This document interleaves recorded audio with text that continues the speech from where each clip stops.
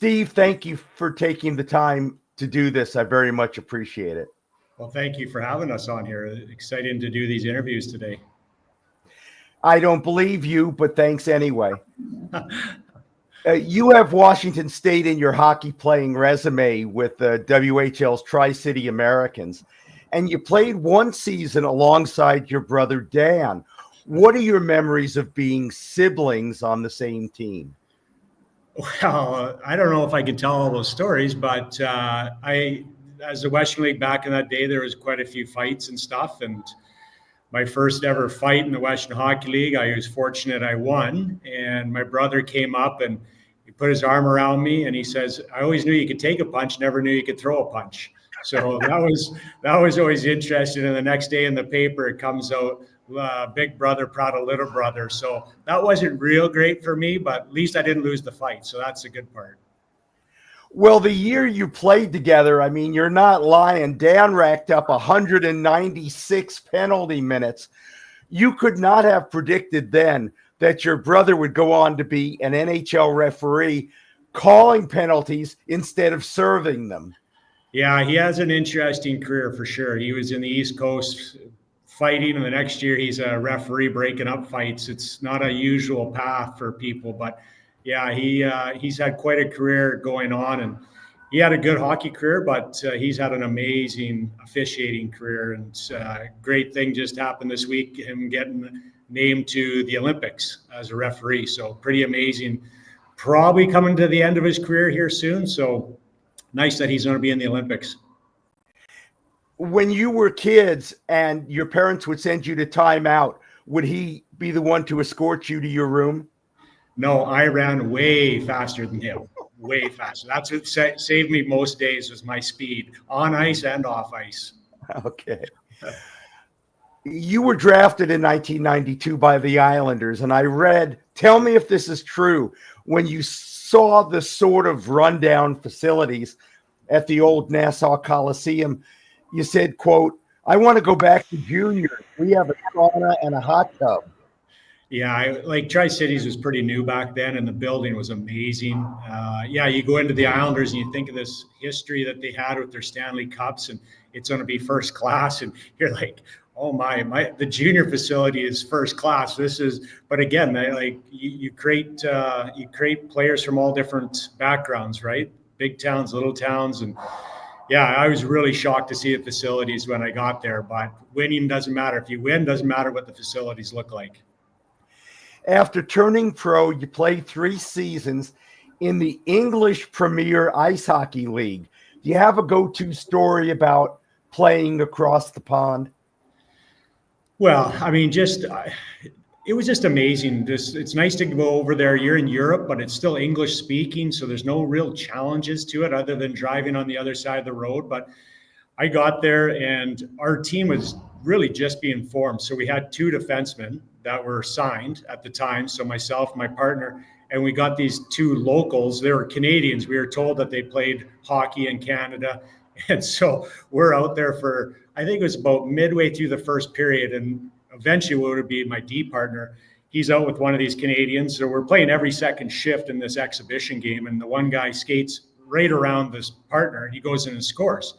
And my partner, or the guy, goes, "Why didn't you turn?" "I can't turn that way." So after that, it was myself and that partner. We played the whole game. We never came off the ice during that exhibition game. So that was kind of the introduction to British hockey. There wasn't going to be a lot of locals to help you out if you were injured. When did the thought enter your head, I might like to stay in this game as a coach? Early on. I have a mentor, a coach, Ennio Sacciolato, that he invited me back after my 20-year-old season. As I was going to university, he invited me back to the training camp, run drills, and then he let me coach an exhibition game. And we were up in a little town called Merritt. I think we were down 4-2 going into the third period, and we came back and won the game. And it's like, I'm hooked. This is what I want to do. You kind of get that rush of that, whatever it was, might have been the speech in between periods or whatever it was. We came back and we won that game. So just been hooked on it ever since, and kind of directed my path that way. As a university, I was looking to become a teacher so that you had that to fall back on. I ended up not finishing that. I got my kinesiology and then went on and did a master's degree instead, just to kind of always have some education to fall back on, because this is a little volatile, this profession, you might see. Yes, the lifespan of hockey coaches is about roughly equivalent to that of a fruit fly, Yes. which is, I think, a mistake. And I bet you'd agree with me. Yeah, I do. Like, there's so much literature out there too. Like, again, if you look at the strongest organizations, keep continuity, right? And that's what keeps them strong. You spent several seasons coaching in the Western League, including a couple assisting under Derek Laxdal in Oshawa. Derek, of course, now coaches the Kraken's AHL farm team in Coachella Valley. So if you would, tell us about the Derek Laxdal you got to see that most of us don't, and what parts of his coaching style might have rubbed off on you. Well, I think the best thing about Laxi is that he's very inclusive with the people around him, and that's what kind of drew me to him. Is that number one, he's done nothing but win. Every level he's been at, he's won. So that intrigues you to be a part of that and see what that rubs off on you. And then, I mean, right away, he would probably not agree 100%, but I looked at it as a brotherly relationship, and me as the younger brother, and I pestered him every day on his things. I challenged him, and that's what I liked about him, is that he would allow that challenge every day and accept it. And a lot of days it seemed like we were kind of brothers fighting over this detail or that detail, and then again, just his own self-improvement. He knows where he came from as a player and an early coach. And one of the things he said to me, he goes, "Hey, I can be a little sarcastic, right? So can you help me with that? And when that time is right." And he meant it, right? Like, a lot of people ask to be, show me my weaknesses. And when you show them, it's like, no, I don't want, no, that's not right. Right. And no, he allowed me to call him out on those situations. So that was a big thing, was just that ability to communicate with them. And again, he came from the pros down to junior, and that ability to communicate, because that player is way different from an NHL and American League player down to a junior player. It's a big difference, and he accepted that going back. And you know, jobs are hard to find. So he found a good one in Oshawa, and we found a great partnership that led to some really good success.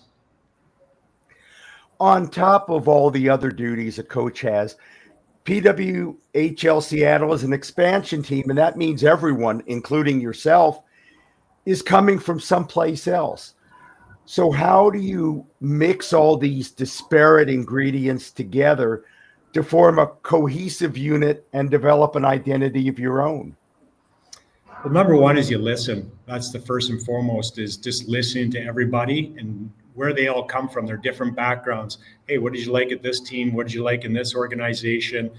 Those are the main things right there. And then the other is just building up the communication level. And I'm really excited. And the feedback I'm getting from the players as well is they're excited that I'm new. There's no history to the female game. I didn't try to recruit them and fail, or recruited them and have them. You know, it's brand new. So everyone has to prove themselves. The players have to prove themselves.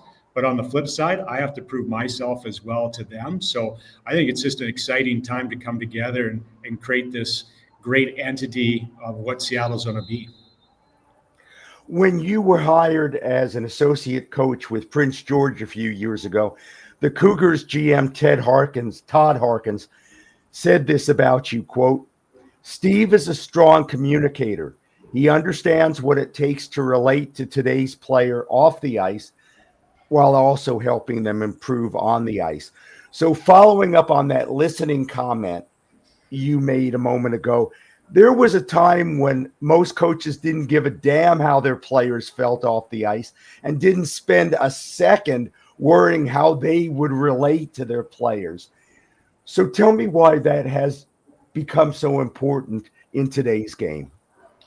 Well, it's interesting. I think back then they built it up that, again, if you hate the coach, we seem to come together and we'll play, right? And now we're seeing there's more success if everyone is is pulling in the same direction, and we're just communicating with people. And believe it or not, like I worked with Brent Sutter for 3 years, and the listening side, that's actually where I took it. Like Brent, you would think, oh, he's old school, but he had some old school, some thoughts, but one of them is his ability to listen. And that's where I took that from, is just really grow that.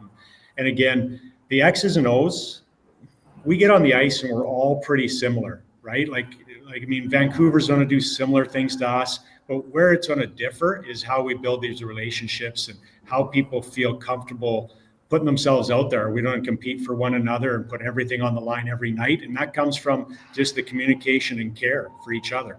Unlike players, you've said coaches don't really have downtime. This was a really interesting quote to me. We come in and try to solve the next problem.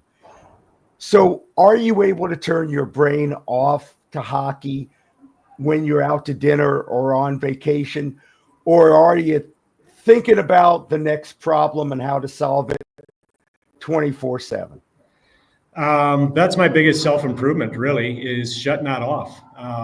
The early days, you do focus on that and you get overwhelmed and engrossed in trying to solve that next problem all the time.